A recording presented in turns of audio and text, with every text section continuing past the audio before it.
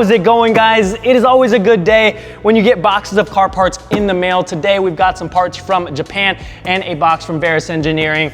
Now, if you guys have been enjoying the GR86 and FRS content, please consider hitting that subscribe button. It greatly helps to support the channel and allows me to continue making these videos for you guys, and I appreciate all of the support you have shown me. And with that being said, let's open up these boxes and check out what's inside.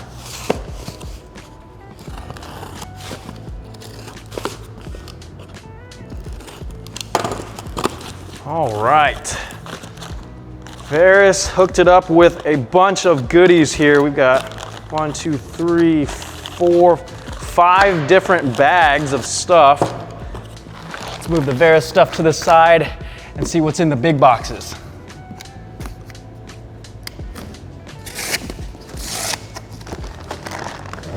Oh yeah, baby. We've got some carbon fiber goodness. This is the carbon fiber CUSCO Strut Tower brace for the front, and I'm assuming this one's gonna be the rear. It's looking like it is. Matching carbon fiber Strut Tower braces, front and rear. Can't wait to get these installed on the car. They're gonna look so good. We're gonna start with the smaller Verus Engineering stuff because this is gonna be easier to install. This is all pretty much engine bay dress up parts, so I'm gonna pop the hood and show you what I'm talking about.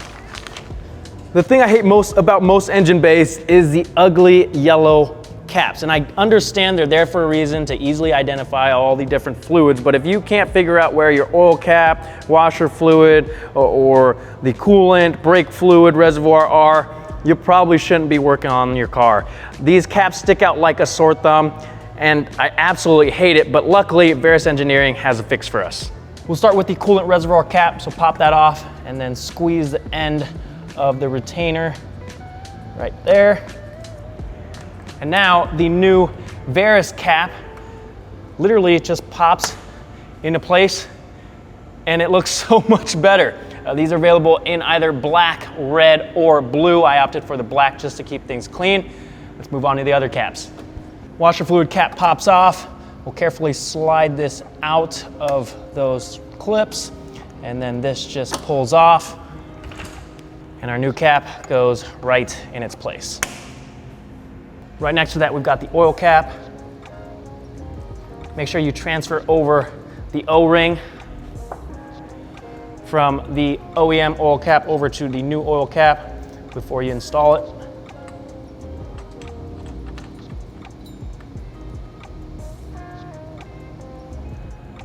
For the brake fluid reservoir, the new cap just slides over the OE one, and that's it. We've got the cam sensor covers next. They're a little bit hard to see with the intake in place, so I went ahead and removed that so you can get a better look at these. I've got the driver's side installed. I did remove I loosened the 2 bolts holding these lines in place to make it easier for the bottom one. I haven't done the passenger ones yet, so let's do those. There's just 2 10mm bolts on each sensor that we need to remove. Once you break them loose, you can usually just take them off by hand. Well, I guess this is a new car, so maybe you might not be able to. Depending on how old your car is. With those removed, the covers just slide right over the sensors. And then you'll install the 5mm Allen bolts that are included. We'll tighten these down, and that is pretty much it. Now, like I said, I removed the intake to give you guys a better look at these, but you definitely do not need to take your intake out to install these.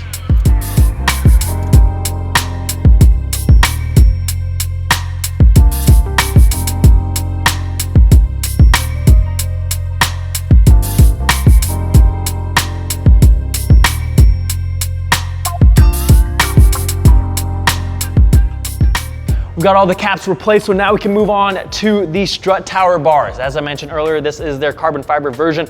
It's not actually all made of carbon fiber, it's just carbon fiber overlaid on their original design. I wasn't a fan of their polished chrome bar, so I went with this option instead. And who knows, maybe we'll add some more carbon fiber accents in the engine bay later on down the road. I do love that there is a master cylinder brace built into this, so if it ends up not stiffening up the suspension any bit, at least it's gonna help with the brake feel. Starting over on the passenger side, we need to remove these three 12mm nuts that are holding the top hat in place, as well as this one right here that's holding one of the bars.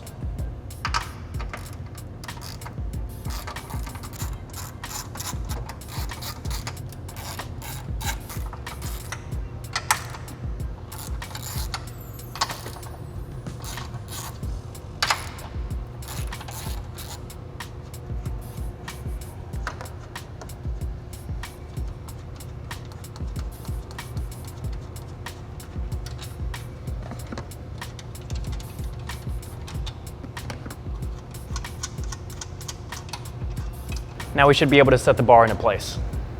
All right, hopefully this all fits up.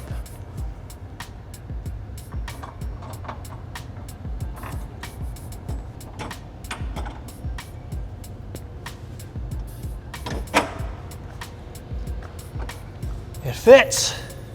I was about 95% sure that this was gonna fit, but I wasn't 100% because the new gen is a little bit different than the FRS and previous gen BRZ, and that's because it has this little bracket right here. So there's this new stud that's sticking out of the strut tower, and some strut tower bars that have a full circle around the top hat here, you're gonna have an issue because of that stud. And then over on the driver's side, because this also has a master cylinder brace built in, these lines are routed just a little bit differently on the new model, whereas on the old model, I'll show you here.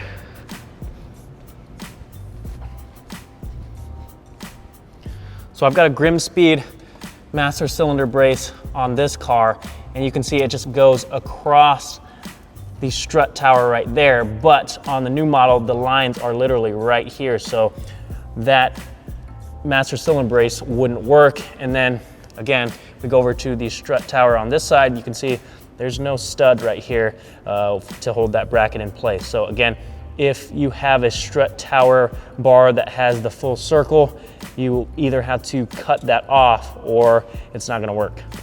We'll reinstall the OEM nuts and get these tightened down, and then we can get the master cylinder brace set up.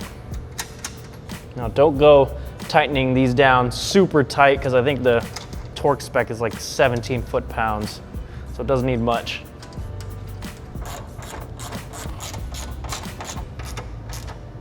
We'll slide the little red stopper into place on the master cylinder brace, and then tighten down this long bolt until it's snug.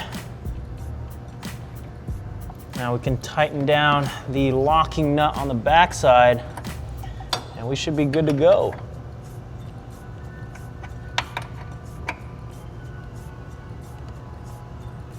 Ah, this looks so good!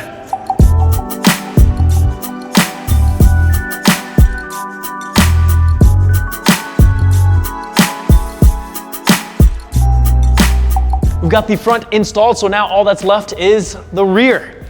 I love how they package these. They've got a little hanger on the top here. It just makes me imagine over in Japan, they just have these hanging up in the grocery store, and it's just a normal everyday purchase for people. I know that's not the case, but use your imagination.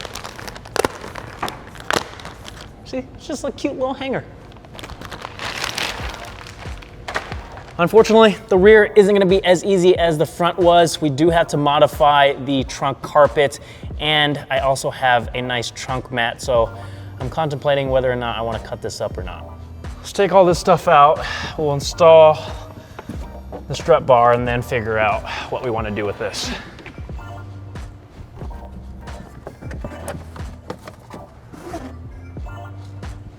We're gonna take the trim out of the trunk as well so we can access the nuts holding the top hats in place for the rear. For this center portion right here, there's just 3 pop clips holding it in place, and then we'll be able to pull it up.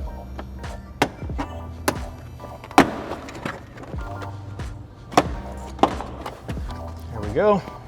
There's just gonna be 5 pop clips holding the trim pieces on the side in place, so just pop those out and we'll be able to slide this out of the trunk.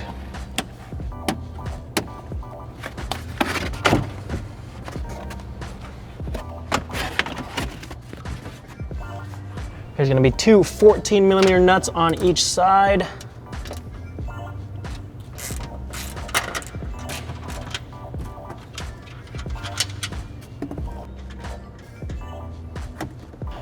We'll set the new bar into place and use the new hardware to lock it down.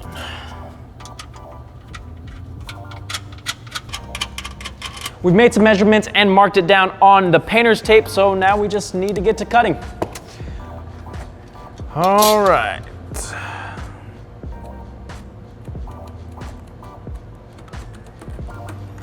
And 2.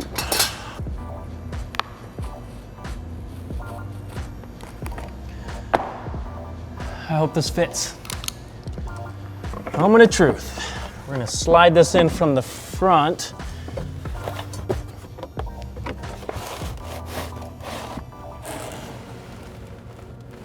It's looking good so far. Flip up, maybe. Oh.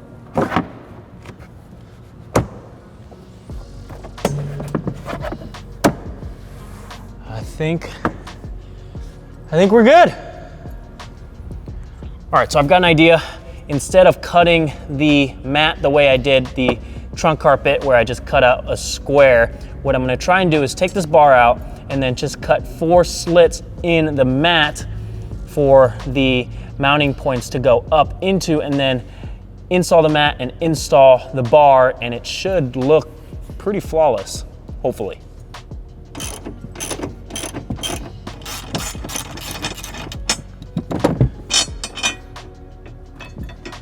This will come out. I was trying to figure out how I was gonna cut the holes in the right place. I ended up just putting the mat in and then pressing down where the mounts were to create an impression on the back side of the mat. I used the impressions for the first set of holes, and then now we're gonna use the bar here to measure the second set of holes, and that should ensure that everything lines up. Fingers crossed.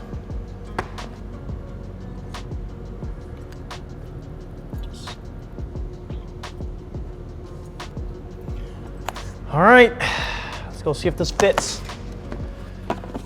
Please fit.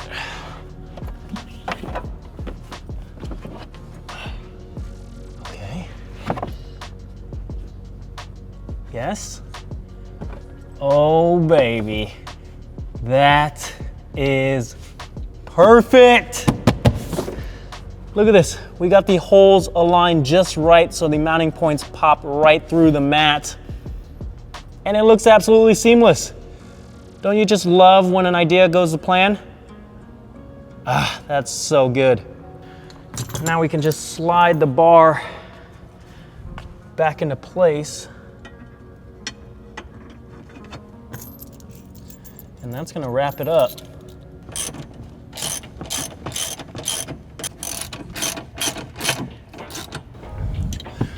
I'd say we did a pretty damn good job.